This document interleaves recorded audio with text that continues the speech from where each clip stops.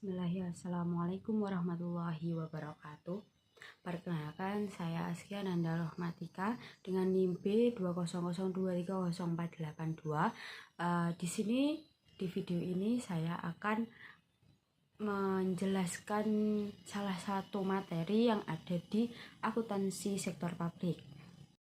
Oke, di sini saya akan menyampaikan atau menjelaskan tentang pengukuran kinerja di pemerintah. Semua organisasi baik swasta maupun sektor publik pasti memiliki tujuan yang hendak dicapai.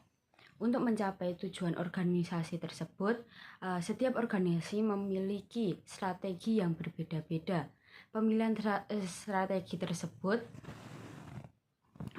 strategi tersebut tergantung pada kondisi finansial, kondisi internal dan eksternal yang dimiliki oleh perusahaan.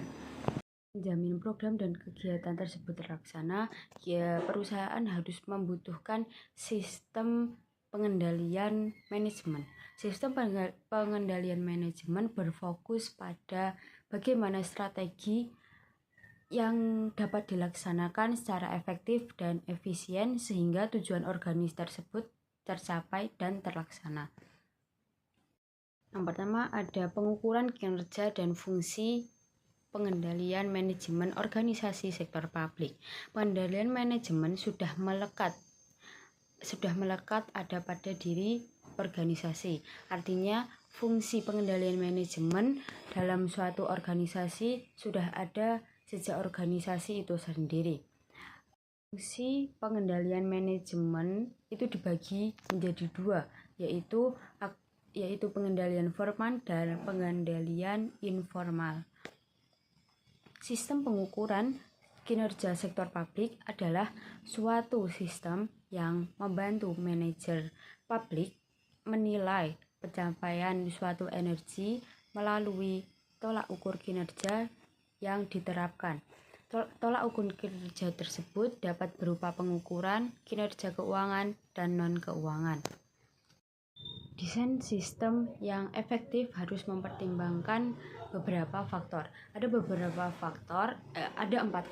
Yang pertama itu ada desain sistem pengendalian tergantung pada karakteristik lingkungan yang dihadapi. Yang kedua ada paradigma. Yang ketiga ada sistem terdiri dari 2 bagian, yaitu proses dan struktur.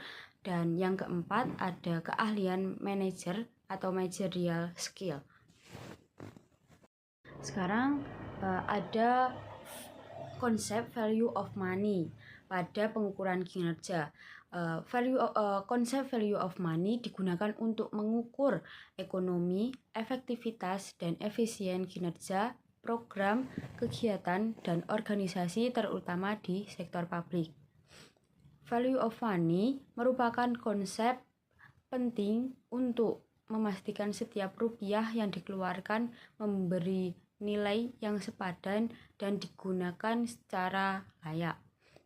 Pendekatan ini juga berhubungan dengan konsep manajemen kinerja sektor publik yang lebih baik seperti best practice atau best value.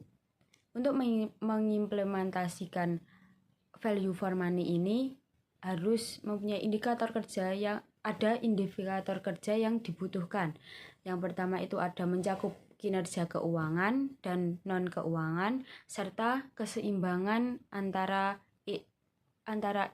input atau sumber daya dan output atau hasil yang dicapai. Indikator ekonomi lebih berfokus pada pengukuran kuantitatif, sedangkan efektivitas lebih kualitatif, menekankan pada hasil atau dampak dari program. Bagian akhir membahas tentang pengukuran ekonomi yang menekankan hubungan antara harga input dengan kualitas barang atau jasa yang diterima. Untuk melakukan pengukuran kinerja, organisasi perlu mengidentifikasi variasi kunci yang nantinya akan dikembangkan menjadi indikator kinerja bagi unit kerja yang bersangkutan. Ada ada tiga indikator. Yang pertama indikator input, indikator output, dan indikator outcome.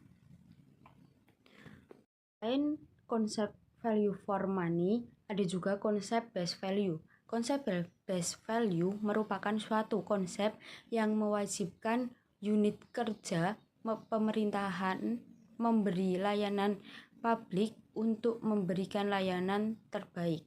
Karakter utama dari konsep ini yaitu menetapkan serangkaian indikator kinerja untuk mengukur kinerja unit kinerja unit kerja pemberian layanan yang merupakan unit kerja base value. Perencanaan kinerja di pemerintah ada 4 tahap. Yang pertama ada penentuan visi, misi, dan tujuan serta strategi. Yang kedua ada penerjemahan visi, misi, dan tujuan serta strategi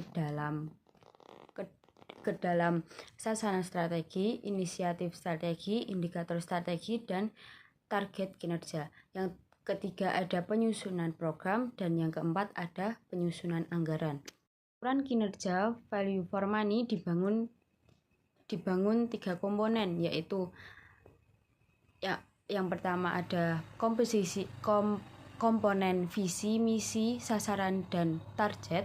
Yang kedua ada komponen input, proses, output, dan outcome.